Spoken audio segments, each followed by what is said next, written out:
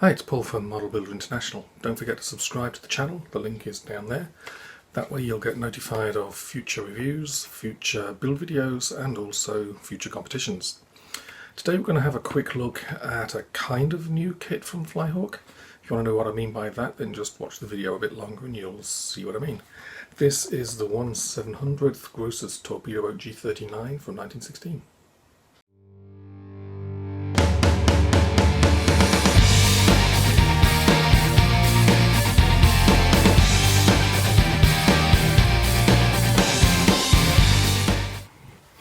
Okay, so let's see what we get inside the box. Also, we're going to have a look at, this is the masking sheet that's available for this kit, and this is available separately, it's not part of the kit. And there's also a photo etch, small photo etch fret going to be available separately as well. So the masking sheet, we'll look at this while I've got it in my hand. Pretty straightforward, a small masking sheet of decks, and on the other side there's the instructions. There's close-up views of both of these on the website.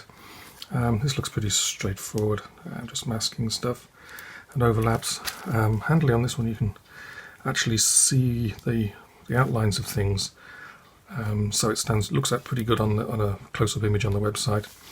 A lot of these, the cuts are so fine you can't actually tell where the cuts are. That's pretty good. So, German Gross's Torbedoboot G39 1916. This is as she was in 1916. She was actually launched at the end of 1915, I believe. A bit more about that later. This is FH 1309 1/700th scale. It says they're offshore sort of line. Maybe that's a new line they're doing. On the back are the instructions. Colours called out in by name: Mr. Hommy, Tamiya and White Ensign. As you'd expect something this size, pretty straightforward. Looks like it's waterline only, no full hull version, but we'll have a look inside the box. Just basically two diagrams really for the assembly of the superstructure. And there's also a painting guide, bit of painting guide on the side here. Basically showing you a couple of other parts that need to be painted, and some paint guides there. So let's open it up and have a look-see.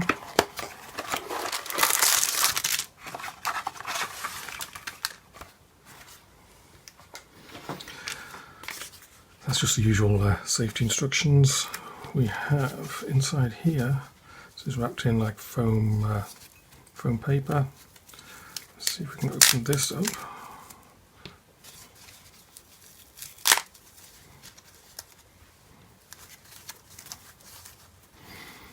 So it's wrapped there. So all three pieces are actually separated. So there's the base plate. That's the main deck. Nice detail, raised detail on there. It's like a walkway down the side there. And that's the main hull. Some portholes, panel lines, detail on the forecastle. So let's have a look-see, and then one screw. So I'll just open that.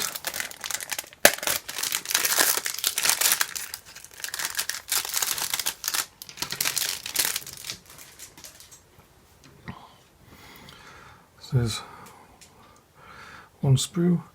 See the year on there is 2014. Because this kit was used in the special edition version of the 1/700th Lutzow, there was a bonus kit of G37, which actually says at the top here the G37 class. So this was basically an extra in that bonus, in that special edition kit. So basically they just reboxed that sprue. I think the decals will probably look different. So, and obviously made, I'm guessing the masking set and the photo etch are probably new. So some fine details on there. We'll have a close-up look at those in a second. Funnels are hollow. Funnel caps have actually got holes in them as well. So that's pretty neat. Let's have a quick look at the decal sheet in here just to see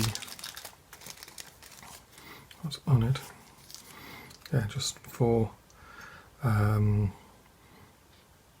ensigns from the Kaiser's Navy. So that's it. So let's have a quick close-up look at the parts, a close-up look at the instructions on the back, a quick bit of history about the ship herself and probably the class in plastic. Yeah, should just have a quick look at things and then we're done. The G39 was one of the V25 class of large torpedo boats. They saw a lot of action during the war. Of the 71 built, 62 were lost. Each year, what the Germans would do was they'd build a batch of them each year. That would become a certain flotilla. The G39 was part of the 1914 program and became one of these 6th flotilla. She was launched and completed in 1915. She was at the Battle of Jutland, and she was interned after the war and was scuttled when all the German ships were scuttled. And now for a bit of background of the kit. I can't find anybody's actually made one of the V25 class before. I might be wrong on that, and if you know of somebody who's made something in the V25 class, please put it in the comments below. But other than that, it's I think it's the first 1/700th plastic V25. And what happened with the V25 class was, as they were built, with the first ones coming out pre-war and the last ones coming out in 1916, they gradually grew a little bit longer. A little bit bigger.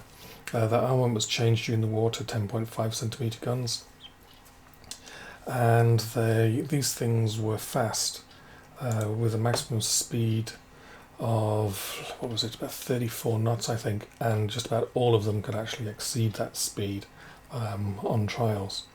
So anyway, let's have a quick look at the kit itself. So looking at the instructions, that seems pretty straightforward, just 3 steps.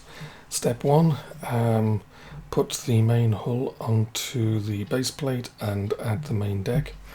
I noticed that there's slight warpage on the hull, probably from the elastic bands that were holding the foam in place, but that should straighten out since it will be held in the right place, top and bottom, by the base plate and the deck.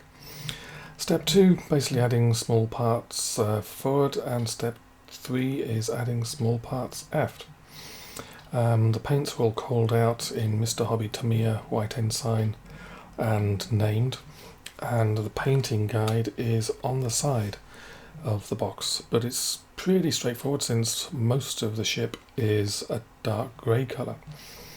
And you also get the decals. You've got some German ensigns, obviously First World War ensigns, to go there.